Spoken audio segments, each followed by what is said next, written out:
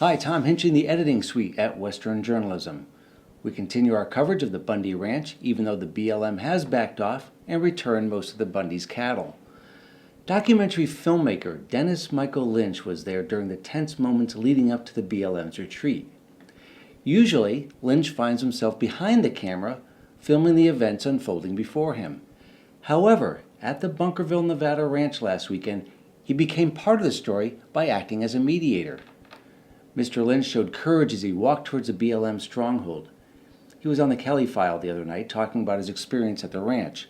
Take a look behind the scenes with Dennis Michael Lynch. He has some very insightful comments about the BLM, particularly towards the end of the interview when he points out their selective management. Thanks for joining me. You have a great day. I've never experienced anything. Even along the southern border where you go? I've looked at cartel in the face. This was different. This was different for a couple of reasons. Number one is, I'm a New Yorker. You're not going to BS me. And when I went down there, before I'm going to put myself in harm's way, I had to understand who these Bundys were. If they were some kind of shysters, I was going to stand back. These people were willing to die on Saturday. They were willing to die. I heard it in their voices. I saw it in their eyes. And that's when I really got nervous, because you have Americans against Americans. And I'm seeing this as becoming the trend. And that's why, we're standing there, and they're making a prayer before they go into battle. We have some of them. Please help us as we go about this task, that we will be safe, and that we invoke thy power to defend us. And we ask these things humbly and in the name of thy Son, Jesus Christ. Amen. Amen. And then we'll get some courage and walk up there and ask them to demand that they leave. Are you going to, or are we going as a group? A group. As a group. I'm going to walk Yeah, no man goes alone. Let's go. Let's do it then. Wait. When they made that prayer, Megan, what I did was they said, we're going to go as a group, and I ran ahead. I don't know why. Something in my head just said, you got to go. This could end badly. This could end badly. These people are going to start shooting at each other. So I went towards them. You have the video of that too. And I just raised my hands up and I said, are you really going to shoot? I do not have a weapon. This area is closed to the enforcement of the United States District Court order. Please disperse the area peacefully. We see that you have weapons. I have no weapon. Are you really going to shoot these people if they move forward, yes or no? If you know, you shoot. If you shoot me, you shoot. I got no gun. I'm asking you one question. Sir. This area is closed to the enforcement of the United States District Court order. I do not have a weapon.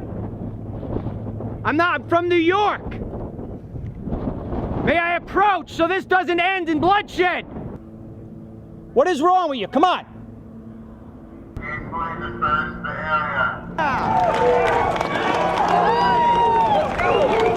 We see you with the gun. Peacefully leave the area. There's no reason for anybody to get hurt, to lose their lives on either side. But it's a possibility. Well, they're just on the phone with Metro. Metro has the word to shoot on the people going up to get the cows right now. It was a situation that it's hard to describe to you in words, and you've got to see it. I can just tell you that I've never met anybody in my life who was willing to give their life because they didn't want to pay a tax or a fee. This is more than that. And, I'm the only guy who's not from the area, so I have no emotional attachment to this, and I'm telling you, I have nothing to gain from the Bundys. Number one is that I was part of the crew that went over and was there when they were negotiating the deal. And as I'm walking by, one of the armed guys handed me a water. You could see I was so thirsty. And he says, please make sure when you're on TV that they know this. And what he was trying to say to me is that he did not want to have that gun pointed like that. Now, some people will say, well, he has the option to put it down. I can tell you a lot of those guys did not have their guns up. No, they worry about their own families, well, too. Plus, they know that they're pointing at Americans. And number two is the BLM has selective management. Because as much as I do down at the border, Megan, the BLM owns property all along the border.